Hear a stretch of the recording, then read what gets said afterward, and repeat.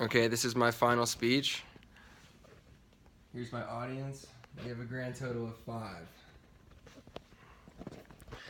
Picture yourself running a successful and legal medical marijuana outlet and being raided, literally getting your door kicked down by the DEA, Drug Enforcement Agency, for whatever reason they please, all because the cannabis that you are retailing is considered illegal under federal law, but not under the laws of the state you are in. The current classification of marijuana is a Schedule I substance, meaning that it is a controlled drug, which is known to be endangering, quote unquote, the lives of most people around the country. These simple laws that are made by states to make the drug admissible and accessible by those who use it are in complete contradiction with the federal laws of the United States. Most states outlaw the use of marijuana for medical use of any variety of purposes for people with extreme illnesses such as glaucoma, to states that allow medical or recreational marijuana for illnesses as little as anxiety or muscle spasms. For a variety of reasons, governments have chosen to turn a blind eye to states that allow marijuana, whether it is for medical or recreational use. My personal anecdote is I'm currently registered with the state of Colorado for a medical marijuana license, which allows me to treat my anxiety/depression without having to resort to any pharmaceuticals to medicate. I have an overall improved quality of life from all my natural health regimens, saving my body from having to take man-made substances, aided my mind, and has dramatically improved my health from a day-to-day basis. My energy and my positivity has greatly improved since going all natural. I'd like to ask you, if you've ever used medical marijuana, to think to yourself, has this ever benefited you, and be completely honest in your doing, as this is something that needs to be come to terms with on a state level and a federal level. The main problem surrounding medical and recreational marijuana right now is the antagonism between federal and state governments.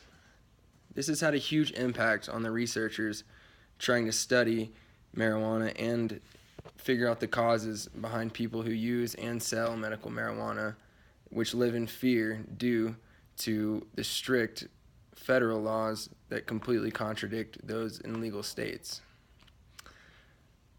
The strict laws that apply to researching marijuana from both the FDA and the DEA have stinted researcher and scientific ability to figure out if there actually are any benefits behind the use of marijuana. In July 2011, the Obama administration refused to consider a reclassification of marijuana, and this decision has been upheld in federal courts in 2015 and 16. According to drugabuse.gov, researchers have not concluded enough research on a large scale in clinical trials to be able to prove whether the benefits of marijuana outweigh the risks in patients that use it to treat. Currently, there are over 22,000 published studies or reviews in scientific literature, far more than the required amount that have been used to study any other drug. A recent article in National Geographic points out that researchers are confronted with a catch-22 because federal regulations make it extremely difficult for them to obtain research-grade marijuana, and this plant is also scheduled as a Schedule I substance with no medical applications, making it nearly impossible for anyone in a state where it is non-medical to study it. But how can they prove that cannabinoids might have medical uses if they can't study them? Good question. The benefits of the need stage for medical marijuana describe illnesses that it is used to treat. According to WebMD, marijuana can be used and have promising benefits for patients suffering with Alzheimer's disease, autism, cancer, chronic pain, digestive disorders, multiple sclerosis, and many other things like anxiety and depression, painful muscle spasms, or sleep disorders. However, the scientific evidence behind the drug's benefits remain elusive. Even as 10 more states consider legalizing medical marijuana uses, The problem still remains the same from 1970. The federal government classified marijuana as an illegal, highly addictive drug with no medical value, making this research still nearly impossible, as stated earlier. How will reclassification solve the problem?